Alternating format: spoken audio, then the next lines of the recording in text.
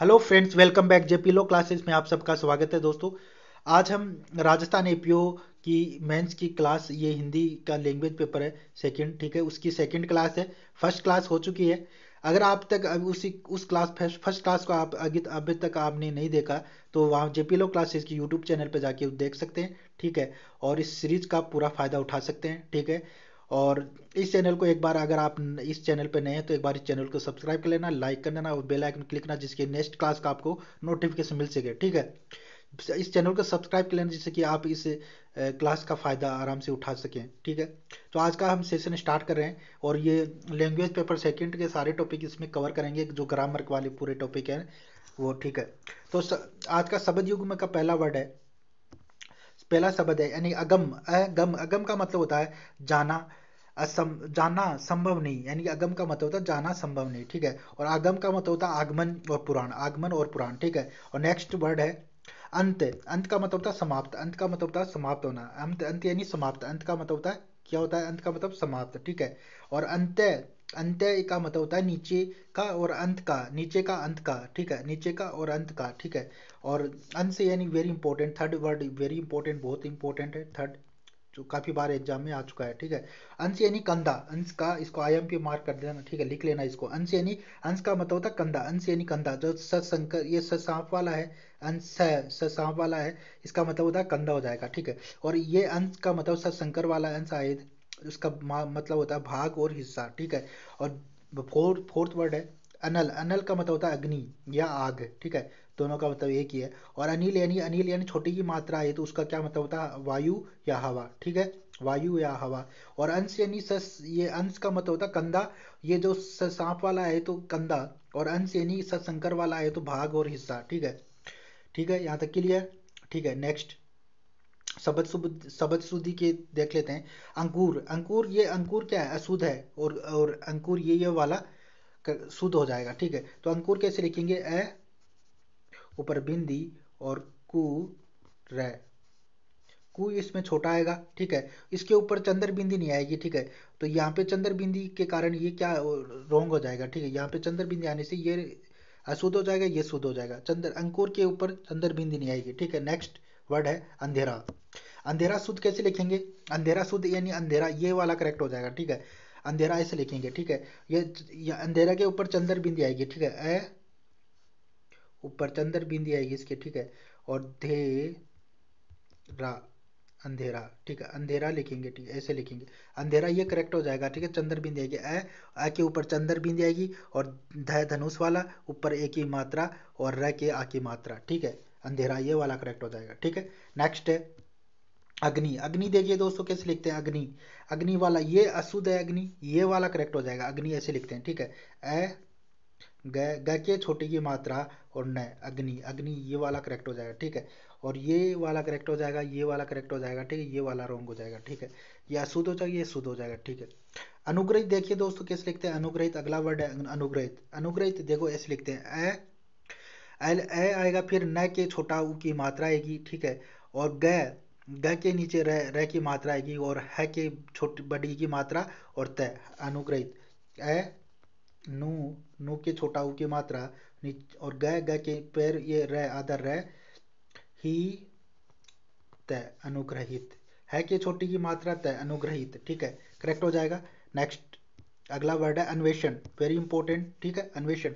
अन्वेषण कैसे लिखेंगे दोस्तों, अ और आधा न आएगा, और वे की वे और स, यहाँ पे ये संकर वाला ने षटकोण वाला रहना आएगा, अन्वेषण, अ न आधा न, वे श न। आप लिख लिख के तैयार कीजिए, वहां पे आपको आराम से, मतलब एग्जाम में आप लिख पाओगे, जब लिख लिख के आप प्रैक्टिस करोगे बार बार, तभी आप एग्जाम में अच्छे से परफॉर्म कर पाओगे, ठीक है। अन्वेषण ये करेक्ट हो जाएगा, ठीक है। नेक्स्ट है, ये सारे एक बार वर्ड देख लेना। अंधेरा, अंकुर कैसे लिखेंगे दोस्तों, ऐसे अंकुर, ये करेक्ट हो जाएगा अंकुर, ठीक है, अंकुर। अंधेरा ऐसे लिखेंगे, ठीक है। और अग्नि देखिए ऐसे, अग्नि को ऐसे लिखेंगे अग्नि, ठीक है, ये शुद्ध हो जाएगा। अनुग्रहित ये वाला करेक्ट हो जाएगा, ठीक है, ये वाला गलत हो जाएगा, ठीक है।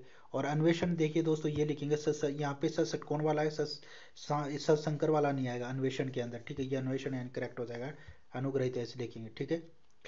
नेक्स्ट है वाक्य शुद्धि के वर्ड देख लेते हैं, इंपॉर्टेंट है। एक बार सबके सब सेशन को लाइक कर दे, ठीक है।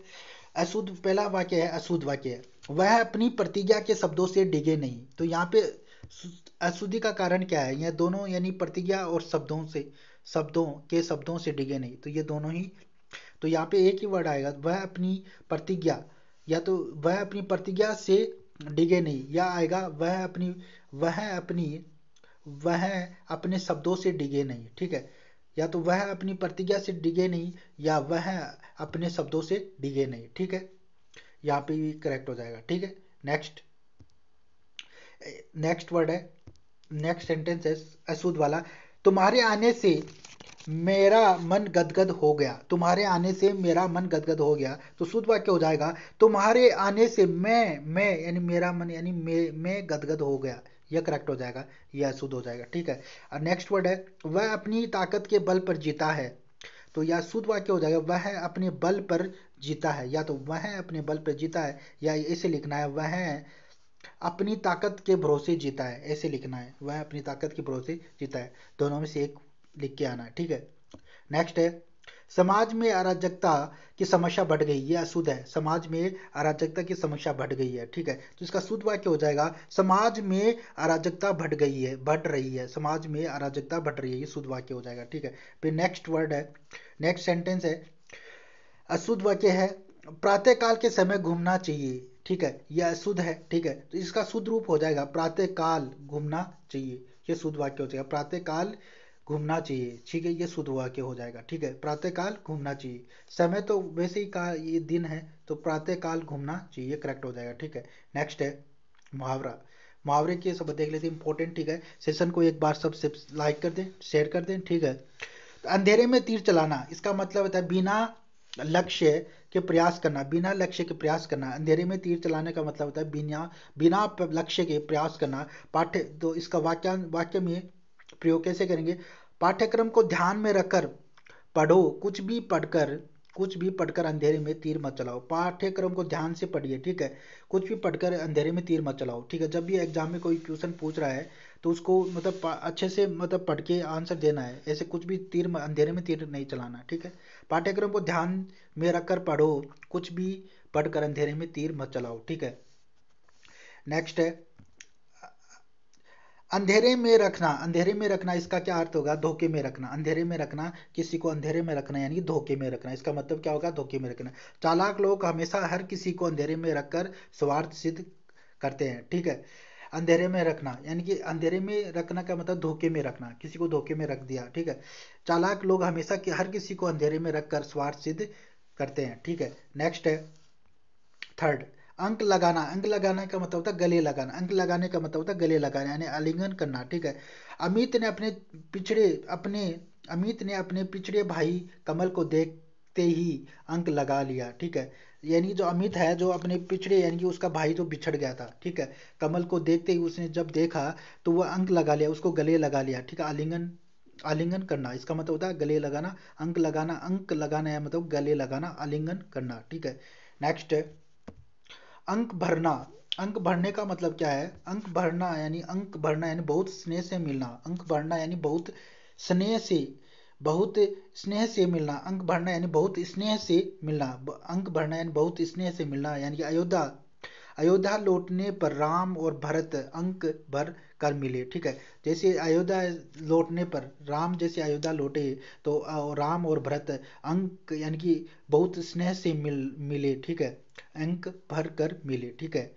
नेक्स्ट है अंकुश ना होना, अंकुश ना होने का मतलब होता है नियंत्रण ना होना, अंकुश न होने का मतलब होता है नियंत्रण ना होना। वाक्य में प्रयोग होगा, अंकुश अंकुश न रखने के कारण बच्चों के बिगड़ जाने की आशंका रहती है, यानी कि अंकुश न रखने के कारण बच्चों के बिगड़ जाने की आशंका रहती है, ठीक है। अंकुश न होना यानी नियंत्रण ना होना, ठीक है। और अंक भरना यानी कि बहुत स्नेह से मिलना, और अंक लगाना यानी गले लगाना, आलिंगन करना, ठीक है। अंधेरे में रखना यानी धोखे में रखना, और अंधेरे में तीर चलाना यानी बिना लक्ष्य के प्रयास करने, मुहावरे हो गए इंपॉर्टेंट, ठीक है।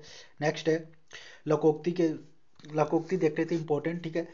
अंधे के आगे रोवे अपने ही नैन खोवे, ठीक है। अपात्र, इसका मतलब हो जाएगा अपात्र से मदद मांगने का व्यर्थ परिश्रम, ठीक है, अपात्र से मदद मांगने का व्यर्थ परिश्रम। तो इसका वाक्य में प्रयोग कैसे करेंगे, सुनील की आर्थिक स्थिति पहले ही बहुत खराब है, और तुम उसी से तुम उसी से बार बार उधार मांगने जाते हो और उससे कुछ भी मिलने वाला नहीं है। सत्य है कि अंधे के आगे रोवे अपने ही नैन खोमे। ठीक है, तो अपने ही नैन खोमे। ठीक है, तो इसका वाक्य में प्रयोग हो जाएगा ये, अंधे के आगे रोवे अपने ही नैन खोमे का मतलब होता है अपात्र से मदद मांगने का व्यर्थ परिश्रम। ठीक है, नेक्स्ट है अंधे के हाथ बटेर लगना। इसका मतलब क्या है? अंधे के हाथ बटेर लगना यानी बिना मेहनत से ही उपलब्धि होना, बिना मेहनत के ही उपलब्धि होना। ठीक है, अंधे के हाथ में बटेर लगना है बिना मेहनत के ही उपलब्धि प्राप्त करना। ठीक है, यानी कि जो भिखारी के कटोरी में कोई भी लॉटरी का टिकट डाल गया, ठीक है, और भिखारी की लॉटरी खुल गई, यह तो वही हुआ कि अंधे के हाथ में बटेर लगना। ठीक है, नेक्स्ट है, ये ट्रांसलेशन के सेंटेंस है। ठीक है, पहला आज का सेंटेंस है। ठीक है, नौसेना के हेलीकॉप्टर ने उड़ीसा में धान के खेत में ही आपात लैंडिंग। इसका आपको मतलब इंग्लिश में ट्रांसलेशन करना है। ठीक है, तो नेवी चॉपर, तो यानी कि नेवी, इसका ट्रांसलेशन हो जाएगा navy chopper made emergency landing in paddy field in Orissa. ठीक है, इसका ट्रांसलेशन क्या होगा? Navy chopper made emergency landing in paddy field in Orissa. Next है पीएम मोदी ने भाजपा नेताओं के साथ देखी साबरमती रिपोर्ट फिल्म। ठीक है, तो इसका ट्रांसलेशन क्या हो जाएगा? PM Modi watched Sabarmati report film along with BJP leader. ठीक है, और नेक्स्ट वर्ड है, नेक्स्ट सेंटेंस है and B R Ambedkar 14 April 1891 को मध्य प्रदेश के महू की सैन्य छावनी में पैदा हुए। इसका ट्रांसलेशन कीजिए। इसका ट्रांसलेशन हो जाएगा B R Ambedkar was born on 14 April 1891 in military of cantonment of Mhow in Madhya Pradesh. ठीक है, महू ऑफ मध्य प्रदेश। ठीक है, करेक्ट हो जाएगा ये। ठीक है, नेक्स्ट है, इसका आपको कमेंट बॉक्स में आपको ट्रांसलेशन करना है। आज का होमवर्क क्वेश्चन है ये। मंडल को 1992 में उम्र कैद की सजा सुनाई गई थी। मंडल किसी व्यक्ति का नाम है, तो आप मंडल लिख के इसका ट्रांसलेशन कर सकते हैं। ठीक है, जब वह 72 वर्ष का था। मंडल को 1992 में उम्र कैद की सजा सुनाई गई थी जब वह 72 वर्ष का था। इसका ट्रांसलेशन आपको कमेंट बॉक्स में देना है। ठीक है, कमेंट बॉक्स में लिख के आपको इसका ट्रांसलेशन करके देना है। ठीक है, किस किस को आता है। ठीक है, तो इसका सही ट्रांसलेशन करके आपको कमेंट बॉक्स में इसका आंसर देना है। ठीक है, और आज मेरी साइड से इतने ही शब्द थे। ठीक है, और मिलते हैं फिर नेक्स्ट क्लास के अंदर। If you like this video do subscribe my channel. ठीक है, एक बार सब चैनल को सब्सक्राइब कर लें। ठीक है, और बेल आइकन में क्लिक लें जिससे नेक्स्ट क्लास का आपको नोटिफिकेशन मिल सके। ठीक है, thank you for watching this video do subscribe my channel.